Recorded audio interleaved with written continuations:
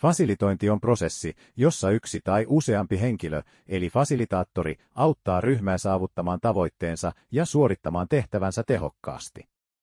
Se on dynaaminen alue, joka yhdistää joukon taitoja ja tekniikoita, joilla pyritään luomaan rakenteita ja prosesseja, jotka edistävät avointa kommunikaatiota, ryhmän itsetuntemusta ja kollektiivista päätöksentekoa.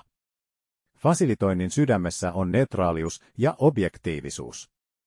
Hyvä fasilitaattori ei tuo omaa agendaansa tai mielipiteitään prosessiin, vaan pyrkii luomaan turvallisen ja kannustavan ympäristön, jossa ryhmän jäsenet voivat ilmaista ajatuksensa ja tunteensa vapaasti. Tässä suhteessa fasilitointi voi olla eräänlainen taite, jossa vaaditaan taitoa kuunnella, kysyä oikeita kysymyksiä ja rohkaista osallistumista. Fasilitointi voi ottaa monia muotoja riippuen kontekstista ja tavoitteista.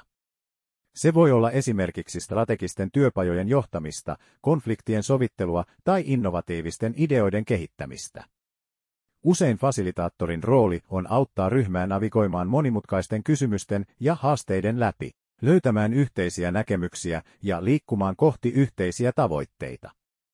Fasilitoinnin käyttö on kasvava trendi monilla toimialoilla. Se on vastaus tarpeeseen löytää uusia tapoja tehdä yhteistyötä ja navigoida monimutkaisuudessa, erityisesti globaalisti yhteenliittyneessä ja nopeasti muuttuvassa maailmassa.